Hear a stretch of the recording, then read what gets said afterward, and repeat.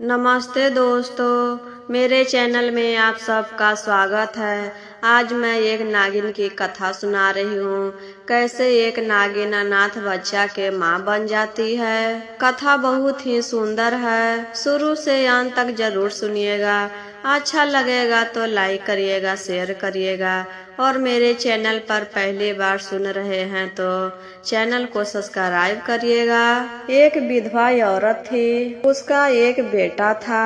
विधवा औरत बहुत ही गरीब थी दीदी। वह खाना बनाने के लिए जंगल में लकड़ियाँ काटने जाती थी। एक दिन जब लकड़ी काटने जाने लगी तो उसका बेटा जिद करने लगा, माँ हम भी चलेंगे, हम भी चलेंगे। माँ कहती है, नहीं बेटा, जंगल में बहुत कांटा रहता है, सांप बिछा रहता है, वहाँ पर जाओगे तो पैर में कांटा चुभ जाएगा, सांप बिछा काट लेगा, अगर तुमको कुछ हो जाएगा तो हम कैसे रहेंगे, तुम ही तो एक सहारा हो। लेकिन बेटा जिद करने लगता है, नहीं मानता है दीदी। तो मजबूरन माँ अपने बेटे के बात मान लेती है और अपने साथ जंगल में लकड़ी काटने के लिए ले जाती है। माँ तो लकड़ी काटने लगती है और उसका बेटा खेल रहा था। खेलते ही खेलते उधर से एक सांप आता है और लड़का को काट लेता है। सांप काटने के बाद लड़का वहीं पर मर जाता है। जब माँ लकड़ी काटकर अपने बेटा के पास आती है तो देखती है बेटा तो मरा हुआ है, उसके मुंह से गाद निकल रहा था।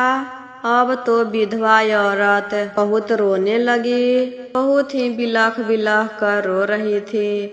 तभी उसी रास्ते से एक विद्वान महर्षि जा रहे थे। उनको एक औरत की रोने की सुनाई देता है। वह सोचते हैं कि इतना दर्द से कौन औरत रो रही है, क्या हुआ। वहाँ पर जाकर कहते हैं, बेटी क्या हुआ, तुम क्यों रो रही हो। विधवा औरत कहती है, बाबा एक ही मेरा बेटा था, वह भी हमको छोड़कर चला गया, हम इसके बिना नहीं रह सकते हैं। विद्वान महर्षि कहते हैं, जिसको जितना दिन का लिखा रहता है उतना दिन ही जीवित रहता है, तुम अपने घर जाओ। माँ कहती है, नहीं बाबा हम घर नहीं जाएंगे, घर जाकर हम क्या करेंगे, मेरे पति थे वो तो पहले ही हमको छोड़कर चले गए और एक बेटा था वह आज हमको छोड़कर चला गया, हम घर किसके लिए जाएं। हम घर जाएंगे तो अपने बेटे के साथ जाएंगे, नहीं तो नहीं जाएंगे। विद्वान महर्षि कहते हैं, बेटी यह तो मर गया तो अब कैसे जीवित होगा। विधवा औरत कहती है, यह जीवित नहीं हो सकता है, लेकिन हम तो मर सकते हैं, हम अपना जान यहीं पर त्याग देंगे। जब मेरा बेटा ही नहीं रहेगा तो हम जीवित रहकर क्या करेंगे। विद्वान महर्षि आंखें बंद कर कर ध्यान लगाते हैं कि इस लड़का का मृत्यु कैसे हुआ। तो देखते हैं कि एक काला सांप आकर काट लेता है।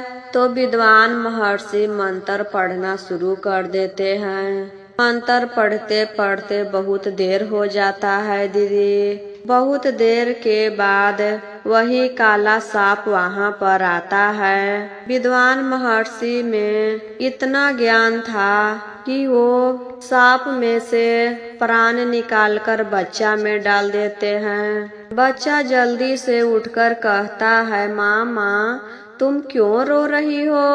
माँ कहती है, तुम ठीक हो गया बेटा, तुमको तो एक सांप काट लिया था, चलो घर चलो और आज के बाद इस जंगल में तुम कभी मत आना।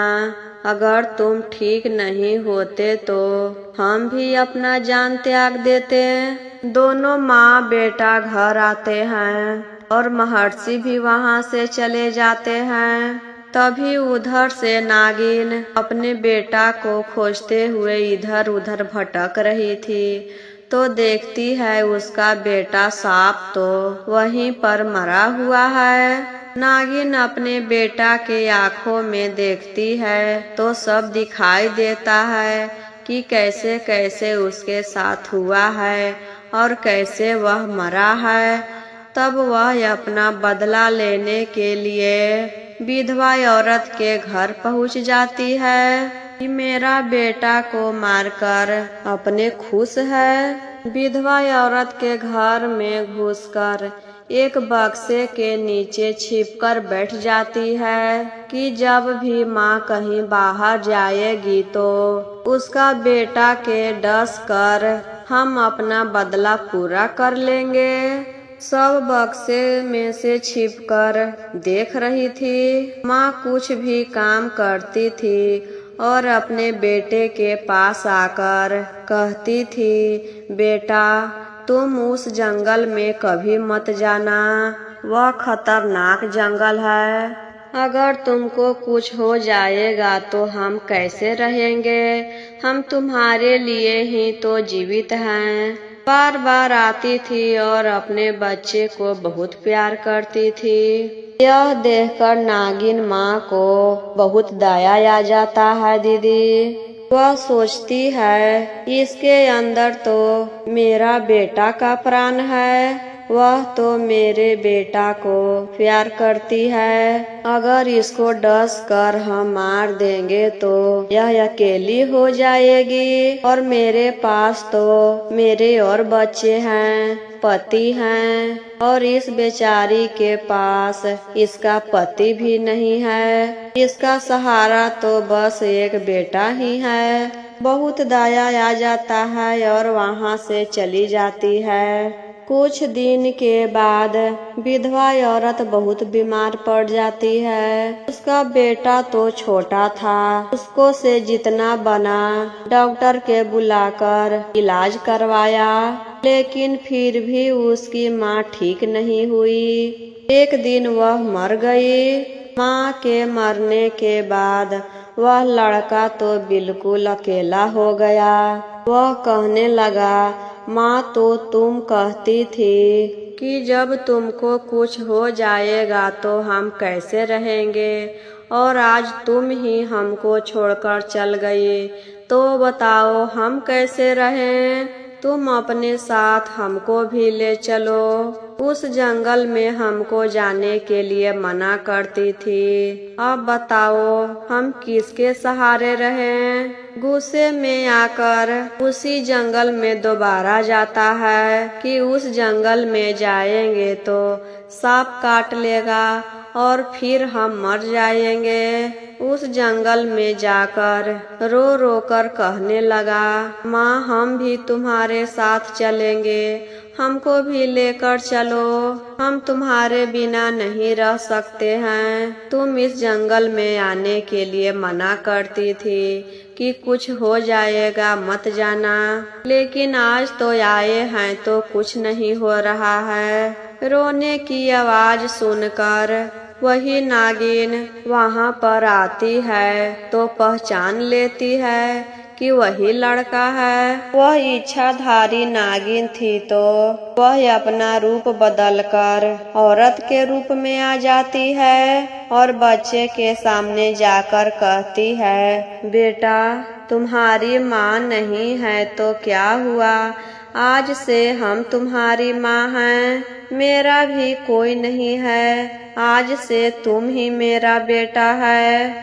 आज से हम तुम्हारे साथ रहेंगे। दोनों घर आते हैं और नागिन उस बच्चा को बहुत प्यार करती थी, माँ से भी ज्यादा प्यार करने लगी। तो धीरे धीरे करके वह बच्चा अपनी माँ को भूल गया, अब इसी को माँ कहने लगा।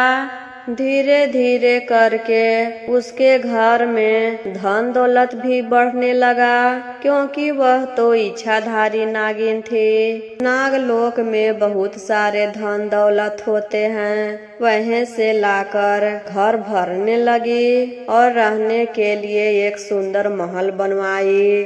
सब गांव के लोग देखकर कहने लगे, बताओ तो यह अपने साथ क्या लेकर आई है कि इसके पास इतना धन दौलत कैसे बढ़ने लगा। यह तो कोई देवी देवता लगती है। जब लड़का बड़ा हो गया तो नागिन एक सुंदर लड़की देखकर अपना बेटा के शादी करवा देती है। बहुत दिन रहने के बाद नागिन सोचती है, अब तो बेटा के शादी करवा दिए और मेरी दुनिया तो अलग है। बहुत दिन हो गया नाग लोक में गए हुए, अब हमको नाग लोक वापस जाना चाहिए, लेकिन अपना बेटा को हम कैसे बताए। एक दिन बेटा से कहती है, बेटा चलो उसी जंगल में जहाँ हम मिले थे। नागिन बेटा को लेकर उसी जंगल में गई जहाँ पर वह मिली थी और अपने बेटे से सब बताती है, बेटा हम एक नागिन हैं और मेरा बेटा के प्राण तुम्हारे अंदर है। तुम्हारी माँ मर गई थी तो हम रूप बदलकर तुम्हारे साथ रहने आए थे। अब तो तुम बड़ा हो गया, तुमको शादी भी करवा दिए।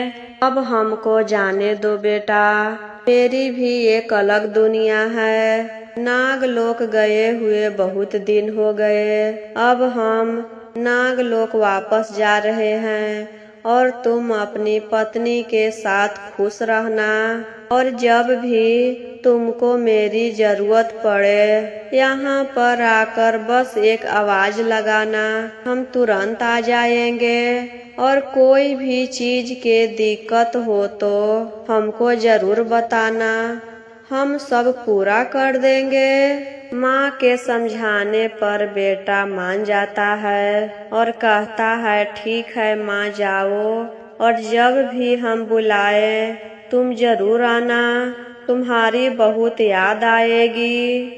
तो गुरु बहन, यह कथा आप सभी को कैसा लगा कमेंट बॉक्स में जरूर बताइएगा। तो इस कथा में इतना ही, अब मिलते हैं अगले कथा में। तो एक बार प्रेम से बोलिए जय महादेव, हर हर महादेव।